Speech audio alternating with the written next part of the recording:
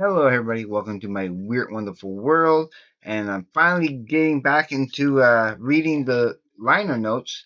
And this time it's going to be for Black Sabbath, Black Sabbath.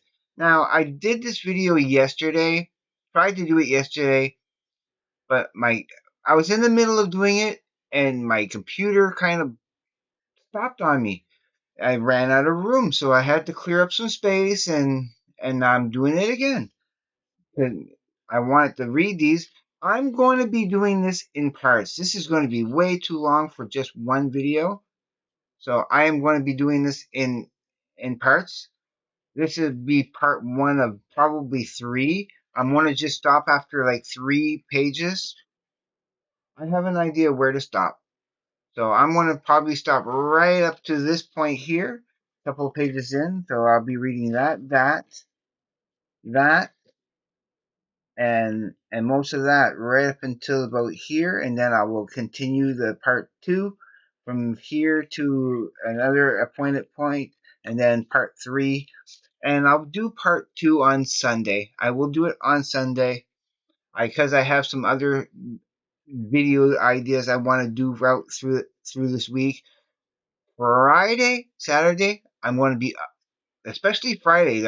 I don't want to spoil what's coming up, but I'll be making some really cool videos on Friday for sure. Some cool stuff out that's happening in town here, and yeah, I'll be walking around filming as much of it as possible. Absolutely, yeah. Friday's going to be really cool.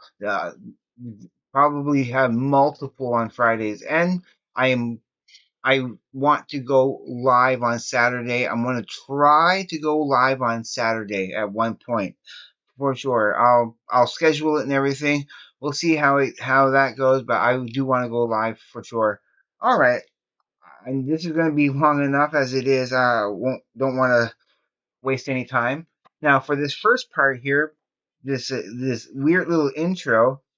I'm going to read that too, but yeah, you'll see how I had to write it all out because it's too dark to read, and it's before we get into any of the more interesting stuff.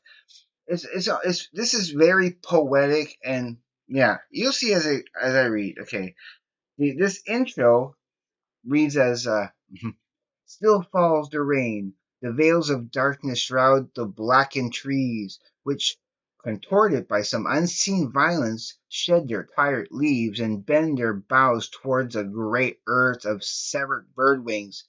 Among the grasses, poppies bleed before a gestating death, and young rabbits, born dead in traps, stand motionless as though guarding the silence that surrounds and threatens to engulf all those who would listen. Mute birds, tired of repeating yesterday's terrors, huddle together in the recesses of dark corners, heads turned from the dead. Black swans that float upturned in a small pool in the hollow. There emerges from this pool a faint sensual mist that traces its way upwards to caress the chipped feet of the headless martyr statue, whose only achievement was to die too soon, and who couldn't wait to lose. The cataract of darkness formed fully.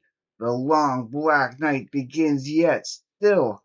By the lake a young girl waits. Unseeing, she believes herself unseen. She smiles faintly at the distant tolling bell and the still falling rain. And yeah, that's that. That's that first little part here. Pretty poetic. So then it starts the next page. Black Sabbath, 1970. Black Sabbath for me. This is a quote by Bill Ward, by the way, in 2009. Black Sabbath, for me, the most treasured album, the most emotionally attached album, the album with Sabbath's anthem song, Black Sabbath. The song is its very essence is secured and bound by four powerful forces, each balanced and woven for life to each other. our rallying point, the core of who we were, the principles of what we stood for and believed in. Please realize that years of playing and hardships and many, many gigs and hard work went into this album. We were a great live band, uncompromising, almost fearless. We were growing in risk, originality, being different in our rhythms, supporting each other's musical parts in individual conquests, as well as partnering up and in full effort as four musicians. Yeah, that's Billboard. And of course, Terry Geezer Butler, and to be quoting him from 1995, he says, "We just wanted to be heavier than everybody else. You've succeeded. You succeeded." And paved the way for other heavy bands afterward. Volume, power, attitude. The first album by Black Sabbath was indeed so heavy that nearly 4 decades after it was unleashed on an unsuspecting world, it still stands as an introductory statement of intent that stands against a debut in rock history. Pretty much cut in a single recording session in late 1969, Black Sabbath probably wasn't the first album to deserve the retrospectively bestowed epithet heavy metal, but it was certainly re, a benchmark release in the development of the genre. A raw, un, untutored hard rock diversion of the blues, a suffocating primeval swamp sound, and production, pneumatic drill riffs, and one longer distorted guitar, ominous bass line, and Dante's Inferno-esque drum parts, neurotic, dread-filled vocals, a worldview built around disturbed visions and apocalyptic nightmares, all filtered through an occult-based lyrical prism. Sabbath brought all the ingredients that would subsequently become metal cliches to the table and then simply smashed them all together and created one anamorphic stew of gloomy, doomy downer rock. Okay, so what's often overlooked is that Black Sabbath was also a truly underground success, uniquely uniquely for the time. The LP bypassed the usual stepping stones to success, good reviews, radio exposure, high-profile gigs, and instead tapped into a grassroots following, the size of which, as beat inter beat instrumental, I believe that would be a magazine, noted in May 1970, only revealing itself when the album came out. For once, the music weeklies and radio programmers, with the notable and honorable exception of John Peel, an early supporter of the band, the industry's traditional opinion formers and star makers, had, to their lasting chagrin, been rendered entirely redundant. When Black Sabbath reached the top 10 within weeks of its release, the band, who unusually for the time didn't even have their photos on the cover, were still, as far as the public were concerned, a largely unknown quantity. Nowadays, of course, different. It's a rather different world. While Black Sabbath failed to find favor at the time with era, era critics, it is now widely acknowledged as a mold breaking release that established the nascent heavy metal template. Recently named as the best British rock album of all time in Kerrang, it was included in Rolling Stone's list of their 500 greatest albums, as well as featuring in another monthly magazine's compendium of essential long players. The Mojo collection, this heavily expanded 2009 edition of Black Sabbath, is the definitive release of the Magnum Classic, with the original album bolstered by a full supporting disc of rarities. Not this collection. I don't have no disc of rarities in there. Where did I put the disc? Oh, right here. It just comes with just the disc itself. There's no extra disc. I'm not sure what they're talking about in here, but yeah, it's just that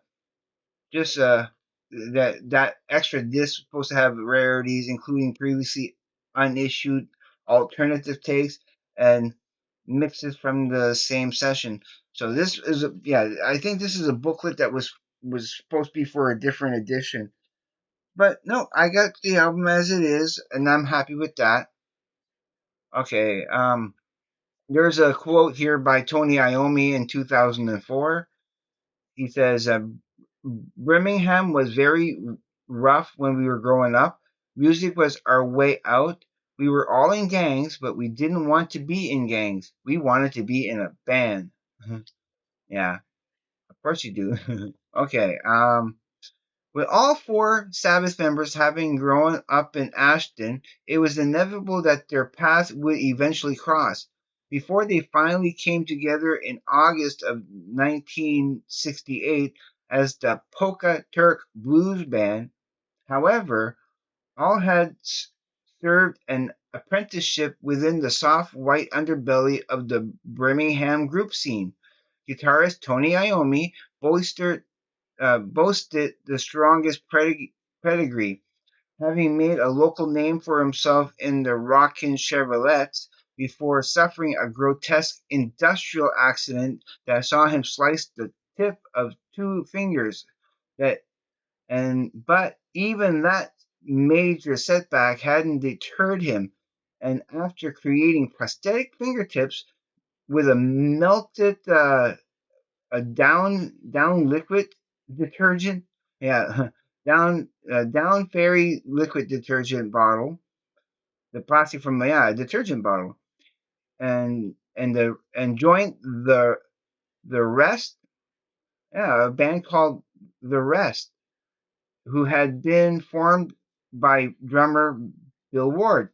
When the Rest broke up in late 1967, Iommi, Ward, and singer Chris Smith quickly reunited in Chelsea-based blues band Mythology. However, Mythology didn't last too long, splitting up in July 1968, shortly after police had raided the band's rehearsal flat, an act that resulted in all four members being fined for possessions of cannabis resin, not even cannabis itself. So I'm like I said, I'm going to read only up to here. I'm right here right now. Okay. Meanwhile, Terry Geezer Butler had been playing rhythm guitar in another righteously obscure Bremy combo, Psychedelic Warriors, called the Rare Breeds. When the group lead singer renamed in the summer of '68, they responded to a local advertisement placed by John Ozzy Osbourne, a former slaughterhouse worker who served time in Birmingham's Winston Green prison. Okay. Obsessive Beatles fan, Ozzy had previously fronted two of the three small-time local groups. He was invited to join the Rare Breeds, but they promptly split before Osbourne even had the chance to play a gig with them. So, but at least the episode had brought Ozzy and Geezer into contact. Allegedly, when Ozzy first turned up at Geezer's home, a member of the Butler household shouted to Geezer that something was at the door. Oh, asking for him. And of course, that's Ozzy. There's something at the door. That's funny.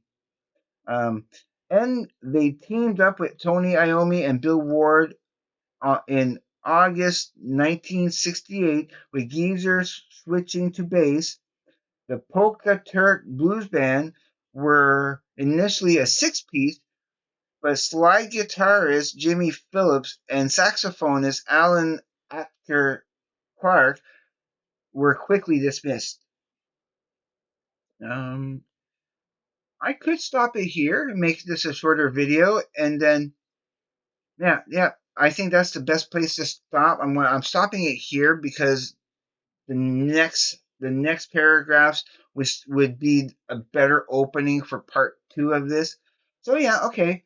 So Sunday, coming up Sunday, I will do part two of reading the liner notes to Black Sabbath. I am going to call it for today. I yeah, I'd rather keep these relatively short so that you can digest the information that I presented here. All right, so at least I got this done for today. Like I said, I do have some other video ideas I want to be doing and everything. So and then look forward to Friday. I'm telling you, it's going to be a much cooler day, a much better video to bring you. Absolutely, you're gonna. I know you're going to enjoy it. I filmed some of that last year and it really did well. So I'm looking forward to filming way more of it this year, and I'm sure it's going to be it, those videos are going to do well. It's going to be very entertaining. All right, I am done. If you haven't subscribed to my channel yet, please do, because I will love you forever. Greatly appreciate it. Don't be afraid to hit the like button. Absolutely. And leave me comments. I do my best. I do my best to get to everybody's comments, to even if it's a short little reply, even if it's just a channel heart. Know that I appreciate and love all your comments, and I do try to respond to everybody. Okay, I am done. Everybody, please be safe. Take care. I will see you on the flip side. And please, everybody, have a great day, evening, morning, night, or afternoon, wherever you may be. Peace, everybody.